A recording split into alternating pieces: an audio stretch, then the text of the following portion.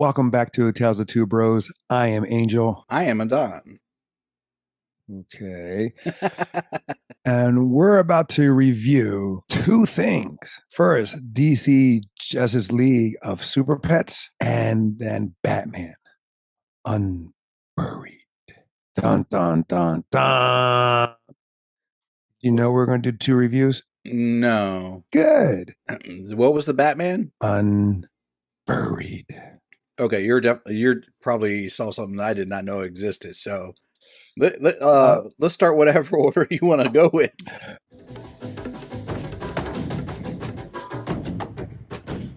Spoilers. I actually sent you a link. Must have got swept up in the other stuff. So one is a movie and one is a podcast series that is exclusive only for Spotify. Let's go first off with DC Justice League. By the time we're reviewing this, it just came out. It's the same weekend. It stars none other than The Rock, Dwayne Johnson, with Kevin Hart, Kate McKenna, John Krasinski. I couldn't recognize his voice until I had to see. Vanessa Bayer from Saturday Night Live, Natasha Lyonne from Orange Wears the New Orange, the New Black. Orange is Black. I never saw the show. So Orange is the New Black.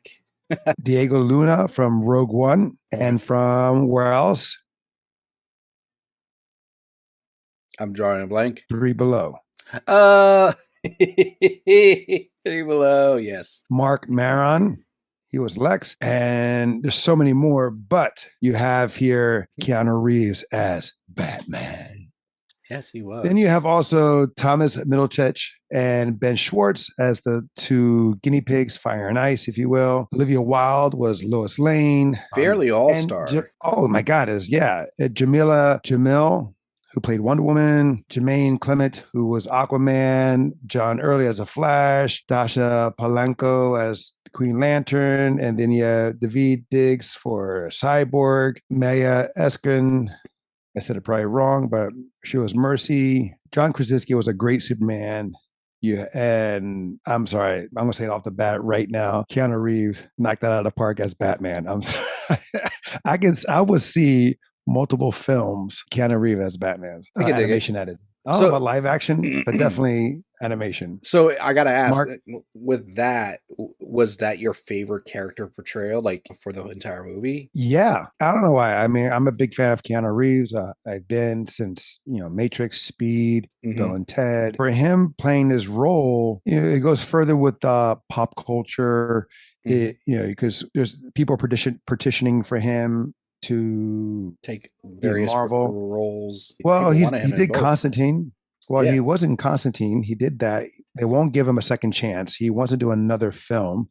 True. They're also petitioning him to be in a Star Wars project, and he has his Matrix and the John Wick. Even though the last Matrix was a dud, and I also like Kate McKenna's character. Oh, the guinea pig, cute, Lulu. I enjoyed her a lot. What about you? What was your standout or? What was the turtle's name? That was played by Natasha Lyonne. But I forget the turtle's name. Murtan. Was the turtle? Yeah, she was like an old Jewish lady.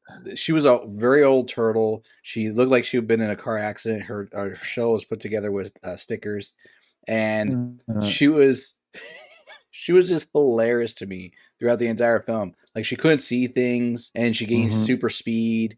Again, spoilers, everybody. And the part that blew me away is, like, they have her cussing. They're bleeping it out. And she's like, I just don't give a damn. I'm too old.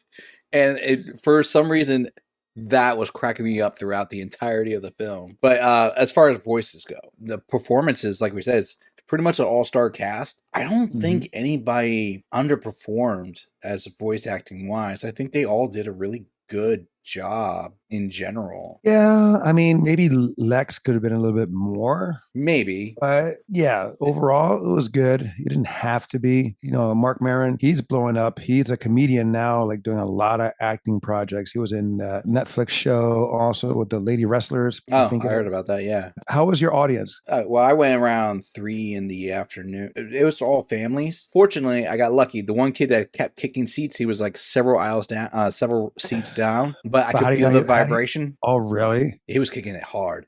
And then there was like one little girl, you could tell she was super young. Like every now and then she'll say a word or something, like she's trying to play along. At one point, Super Pig, Wonder Pig, whatever you want to call her name, she has like 50 different names in the movie. She's very indecisive. She's very indecisive about what superhero name she's going to take. And this little girl just goes, Piggy!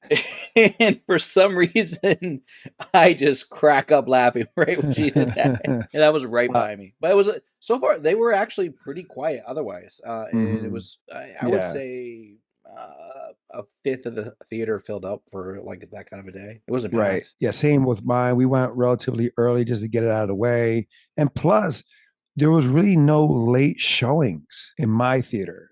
It was relatively early showings because they were pushing against, again, I guess, for the kids population, the little kids anyway. Because I was like, wow, there's like no 9 o'clock evening viewing. Kind of makes sense. I mean, and they had like the early, like sometimes, for premieres, they'll show it like a day before, like a few. And they decided not to? A few screenings. No, they did, but they had it like early, like 3 o'clock on a Thursday.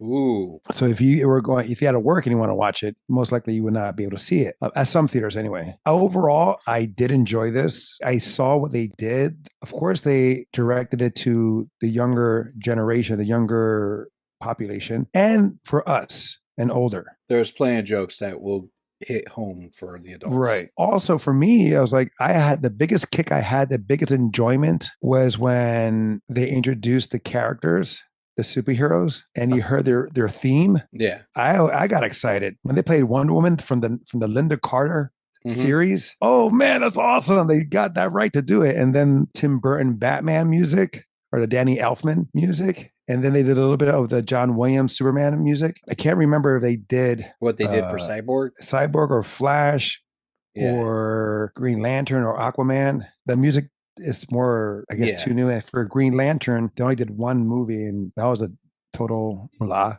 And the Flash, I don't know if they used it from the television show. Maybe. I didn't catch that. I mean, it could have been the original television or the new one if they did reuse one of the television shows. I did like the Easter eggs that were coming from it. Like the whole thing with the squirrel. Oh. Which I have that comic where Chip the Squirrel is a Green Lantern. Yeah. He's also here like Black Lightning. Exactly. He pretty much, he's on par. He didn't have the lightning powers in the comic, but he was a Green Lantern, has a sadder life than he does here. He gets a happy ending here, thank God, because it was sad in the comic. Right. But real quick, also Cameo Voices.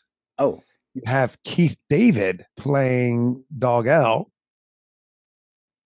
because he's the voice for Spawn, the animation series. He's also in the Goliath and Gargoyles. And then you have also Alfred Molina, again, doing another superhero project. He was Doc Ock in the Spider-Mans. He was also Ares in the Wonder Woman animation film. And he played Jor-El, right? He played Jor-El. And then you have Lena Headey, who's from Game of Thrones, who was also Sarah Connor in the television show. She played Laura. And also Busy Phillips. She was Foofy Dog. The voices here, there's so many good ones. Anyway, back to the story. I like their approach where it's about letting go, almost like with a parent to a child. True. Well, I mean, like, but they were best friends. Correct. It's not like in the perspective of like you said, the dog had felt like this is my best friend, but took a promise of protecting Superman since he was a baby, and they like superimposed both those things as one and together. He has to realize, like, eventually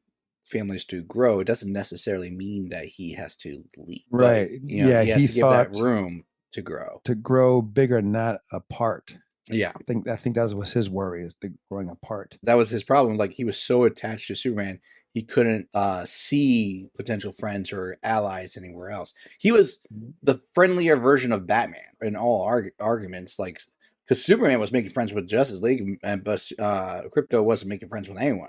Batman was like, I'm too isolated. I'm too do. And he's like, and Krypto was like, I just have Superman. I don't need anyone else. He didn't know how to be a team player, and then finding these pets or these dogs or these animals, excuse me. He learned how to be a team player and the value of not just being solo or the one to take all the weight. I did think like how Kate McKenna presented Lulu, it felt very Robin Williams. Where like Robin Williams, when he do his practices, a lot of times it's off the cuff. True. and it's like improvised. And so they say, okay, we'll take that, we'll use that, we'll do this. Like, we did with Aladdin and many of his live action projects. And it felt like that with Kate McKenna. If she did, fantastic. I get the vibe you were talking about, because a lot of things did feel like she was just riffing, and especially like the little side comments that she constantly made about all the heroes and all these little stuff, and like the responses, like when she first reunites with Lex, there's like some moments there and going back and forth. Completely feels like there were some improv moments that were done there. I loved it. And she's a little delusional because she thought she was a scientist, but all she was a guinea pig. She's being tested on. Well, I mean, the funniest part is, and you forget this sometimes. Like I forgot a couple times. I like, does her new powers let her talk?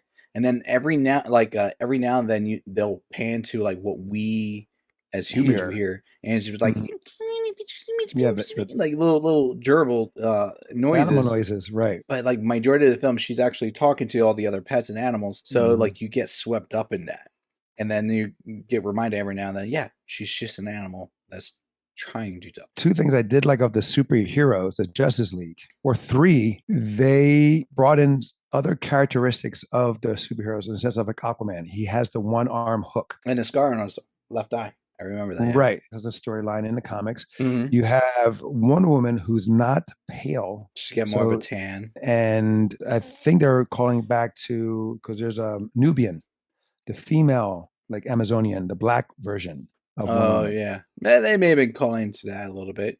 Right. And then the Green Lantern. That was clearly Jessica Cruz. Yes. She had the eye thing. Yeah, that was Jessica Cruz, Green Lantern. I like that they didn't play the same archetype. Yeah, not Jon Stewart or Hal Jordan or Kyle Rayner. Guy Gardner wouldn't work. But he may have. They would have to soften him so much. True. I was kind of Flash. No, the Flash, he was the regular Flash. Like there's like really no difference in any of the Flashes. Unless they use like Kid Flash. The Cyborg, I was like, what's he had the afro? I was like, I'll let it go because I know it's a joke. But I was like, afro. What's with the side afro? And he's like, don't touch the hair. I think he said, don't touch the hair. Yeah. And then Batman always talk about Bruce Wayne merchandising and products. or try to deflect like that. Like, I'm not Bruce Wayne. Don't play with that Batarang. Bruce Wayne paid a lot of money for that. I mean, he's like yeah, like Bruce Wayne gave it to me. Like Bruce Wayne is a sponsor or something. Yeah. Did he reveal his identity or something like that? I can't remember. But I did enjoy. Crypto said it. It was kind of like an origin story for Ace. Yeah. In many ways, why he was in the kennel or the rescue shelter, and how he met Bruce. True. And how he became Bruce's part of the Bat family. So that was actually really cool because I had no idea what I was getting into coming into the theater. And I liked how they were like both brooding. I left my family. My family left me. And it's like, or it's like that. And they go to the shadow images of them every time they retell their story of it. And they just like looking straight ahead. And he's like, it's okay if you want to come. Okay.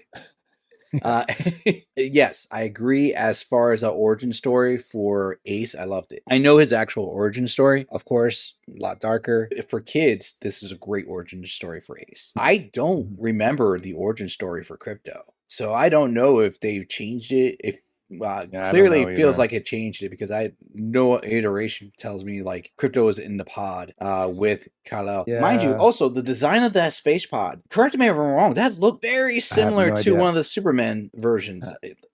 I have no idea. I missed that part. I was waiting for my pizzas. Oh, I feel like when I was watching it though, I feel like that may have been like the same design of pod from like Supergirl or like one of the other like the Christopher Reeves. I didn't bother double checking. I should. Well, the Christopher Reeves one is looked like a star. Yeah, that's what it looked like. It's like a crystal star. Okay, then that's a callback to that. Good callback. I love that. Yeah, because I like I said, I missed the beginning part. Kim saw it, and I was like, "Let me know when it starts." She's like, "Oh yeah, it started." I'm like, so I was like, "Thank you." When I walked into the theater, I saw where Crypto was cuddling around Kal-El. So you didn't miss much because But then I was walking up the steps to get to my seat, so I didn't see. I didn't want to fall because I had food in my hand and stuff like that. So I didn't look at what. So you missed the shit behind me. Gotcha. I missed the shit, but everything else I did see. Was there any moment that you did really enjoy? Like I mean, there were standouts for me. It was the music intro for the predominant characters: Superman, Wonder Woman, Batman. That I loved. I was like, because I recognized it was for the parents. A lot of parents grew up being superhero fans, and then they're superhero fans, and they bring their kids that I guess had that connection, that bond, to strengthen that bond with them. They both can see something together. Correct. Some anyway, not all parents, but some. And I like, again, like the little adult snippets here and there, adult theme snippets. Dog Al, when he was trying to fast forward his father. We really should have a skip intro button. Right. And there's one time his father is licking himself. Like, what? Real quick. When they were in the car and the little kitten is going after them. Oh. The little kitten was adorable. And the kitten's like, I'm going to kill you. Like, it's doing stuff like this little child voice doing all this like chants and stuff like that pretty dark. I don't know what the power is other than it turns parts of his body into like projectile weapons. It was a form of hairballs in a way. Well, like, that's what, like, the whiskers turned into missiles. The tail could be like a Gatling gun, or it'll shoot a giant rocket, and then it will hairball a grenade. The best part about that was like everything leading up to this moment when he hairballs a grenade. And then the turtle goes super speed, passes everybody in, like, everybody's like in slow mode. The grenades fly in the air, eats a flower, comes back, grabs a grenade, drops it right in front of him. When he goes, oh, and they drop a dumpster on him and seal it, and it explodes, and you're like, did he die? And he goes, I'm okay. I guess you had to do that with any kind of speed character. You had to slow it down. Oh, they even called that back at the end of the film. At the end. He goes, yeah, we're running so fast, but we're going slow. So slow. It's so weird. And they're like, I know. But they know we did. We've seen that in pretty much every episode of Flash. Not just that, the X-Men, when Quicksilver was there. Mm-hmm. All his scenes. I like that big melee scene with all the guinea pigs and the Justice League. And I was going to call that out too, but the kitty overrode that. But the melee scene, go ahead. It was just showing, it wasn't Justice League, but the Superpets. I mean, they did fight this Justice League at one point too. They did. Oh, they did. And they wrecked them.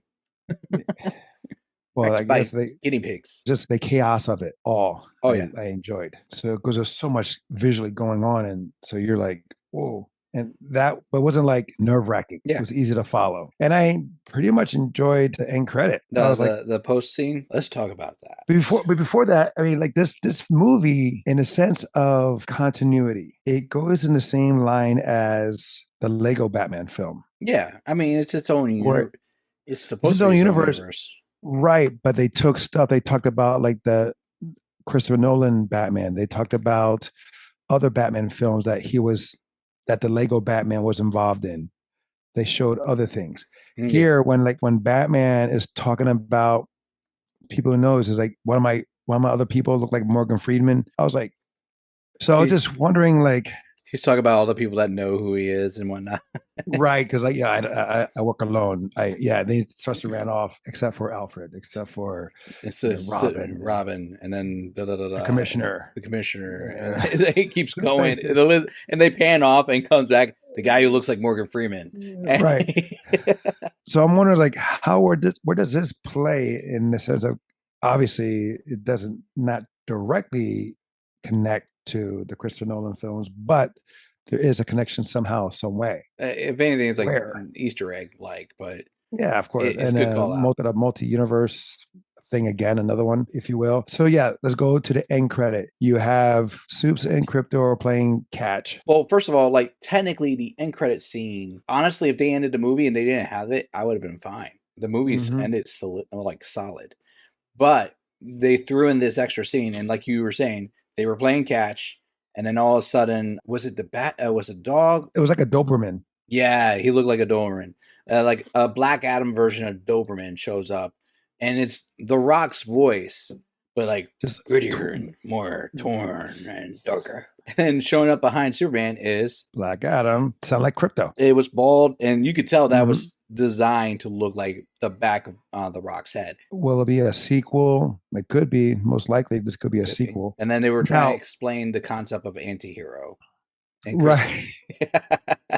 You're a villain. No. No. I kill people, but I was like, yeah, like a villain. Yeah, I take the rules and I break them like a like villain. a villain because it's true in a way that there's no rules for an anti-hero like a villain. Mm-hmm. But like you said, was it needed?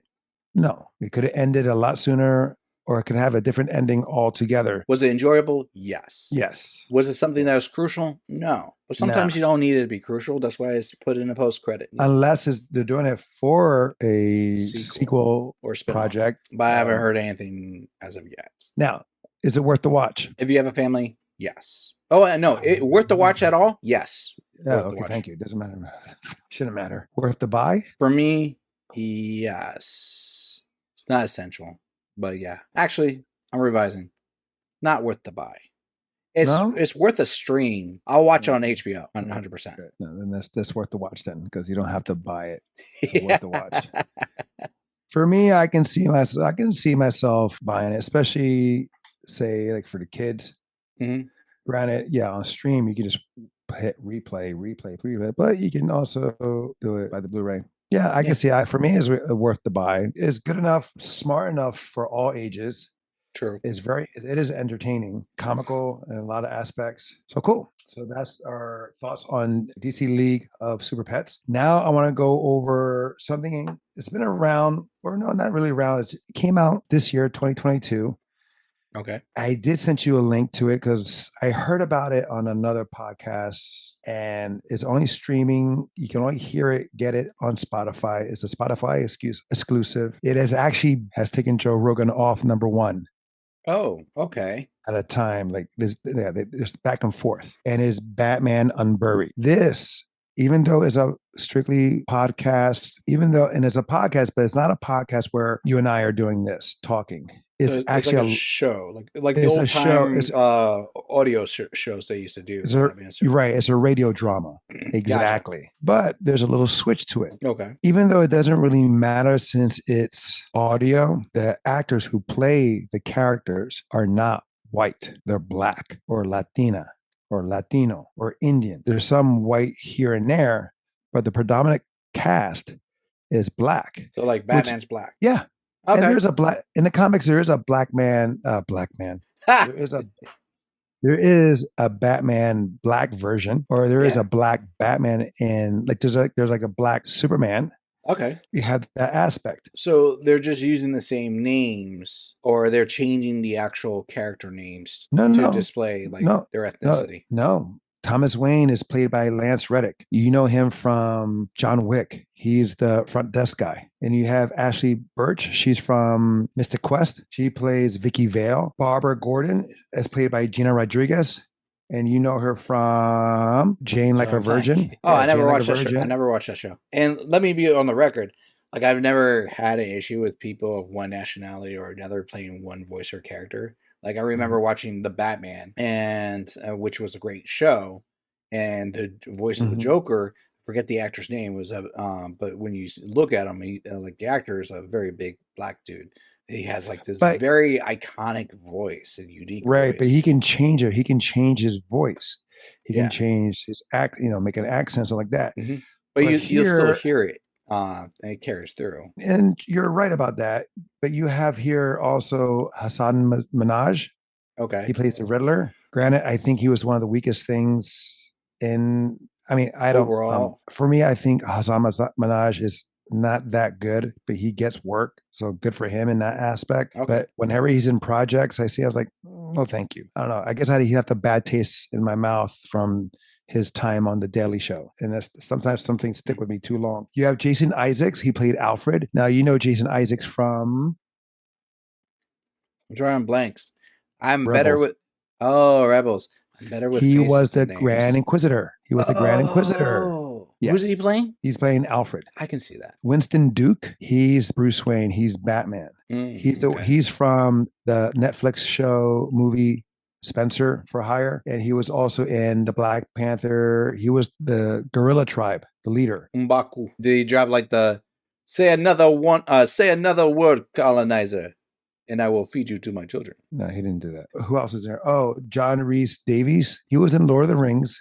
Okay. He was the dwarf. He was the dwarf warrior. And he was also Indy's friend in Raiders of the Lost Ark. Oh. He's been in many I many always think of projects. him But from like Sliders. okay, great. Yeah, him, Sam Witwer. Wiki. Yes. Do you know him? Who he is? He's been in many Star Wars projects. He played Darth Maul in the Clone Wars and Rebels. He is also in the voice and feature in the Star Wars Unleashed video games. Okay. He also played Doomsday in Smallville. You're right. Now the face now comes to my mind. Then he did not live. He did a U.S. version of a horror show that was. It was Being vampire. Mm-hmm. Right. I think he was a vampire in that one. Correct. For being a podcast or a radio show, they have A-list actors performing here, if you will, strong B to A-list actors doing this. And I'm assuming you can catch all the episodes from the beginning. Oh, yeah. Oh, okay. They stay there. They stay there. Season 2 actually is coming. Now, I suggest the first episode not to listen in the dark. Is it scary? Yeah. In the beginning, it is, because the first episode and how it's going, it reminded me of The Batman, the Matt Reeves film. Okay. Very noir kind of thing, and how the Riddler was being perceived. Okay. Like, being a killer and all this stuff. Arkham Asylum series on the video games. Gotcha. So it's not for kids. No, this is an adult theme.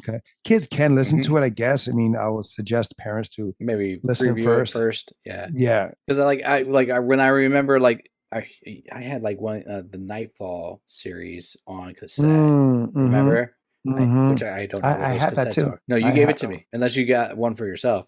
No, I have it on iTunes. So it was when they introduced Bane and they were doing the voice acting for it, and that was like the first impression of Bane I got listening to those cassettes. Or what about the one at the end where the narrator is saying the credits, like who's who and stuff like that, and you had the Joker listening in? I'm getting goosebumps just thinking about it, because it scares the crap out of me, because he starts to kill her. Yeah. He starts killing her while she's reading the notes. And I was like, oh my God, that's so creepy. I remember listening to that as a kid, and I was okay with it. But looking back on it, I'm like, yeah, that was writing a line. So because your imagination, your imagination goes for a ride, because you're hearing it and you're seeing what's being said. And again, our imagination can paint a creepier or a beautiful picture of what's being given. And so, yeah.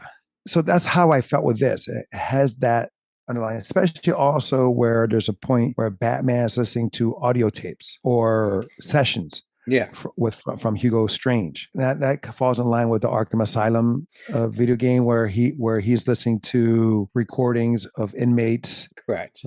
Learning more about. So is it like going based off a story, like a famous story that you or like that anybody would be familiar with? Like when I was talking about the cassettes, we're going off of Nightfall.